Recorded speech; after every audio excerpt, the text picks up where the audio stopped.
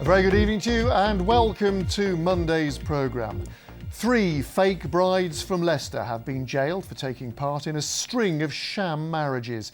They've been sent to prison along with 2 local men who organised the immigration scam.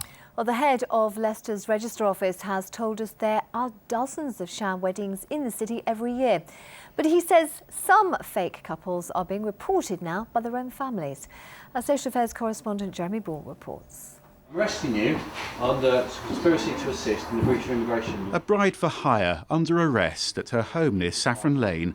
Today, Naima Makta's been jailed for 2.5 years. Makta married 3 strangers without getting divorced.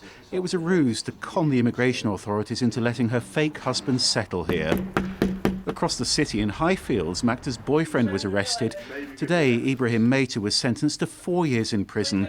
The courts heard that he organised the weddings and recruited the brides. One said she'd been offered £8,000. The judge said they showed total disrespect for the institution of marriage and for the immigration laws. He said there's widespread and understandable concern about sham weddings, and the rewards would have been substantial.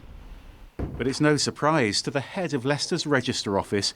He says they're dealing with up to 50 sham marriages every year. It's a very serious matter and is a growing crime. The person who is benefiting from the sham marriage is often then almost beholden, almost a slave to the people who've arranged it, and they're then being used to be part of other criminal activities. The same sort of people are involved in drug trafficking, involved in money laundering. In the waiting room here, you can see how seriously they take it. But many fake couples get caught because they're reported by people who know them. Different cultural faith groups within Leicester are very concerned about this issue, and they want to stamp it out as well. Families want to stamp it out because there's a disgrace aspect to this.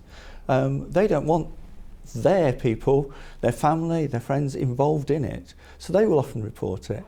The 3 stooge wives were arrested at the same time as a 66-year-old community leader. The judge said Abdul Ghani Makrani used his position to pressure women into marrying. Tonight he's beginning a 3.5-year jail sentence. And Jeremy is with us in the studio. So is it obvious? I mean, how do you actually go about spotting a sham marriage? It can be quite difficult. In court today, for instance, we heard that one of the grooms had a crib sheet of facts about his fake wife.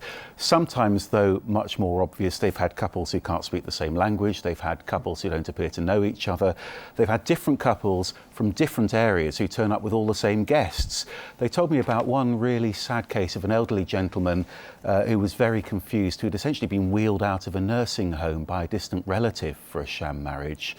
And on a lighter note, they say one bride was challenged at the Register Office in Leicester. She immediately put her hands up, she admitted she'd been paid, then she asked them if that was illegal and whether she could go home. Extraordinary. It is amazing. Thank you very much, Jeremy.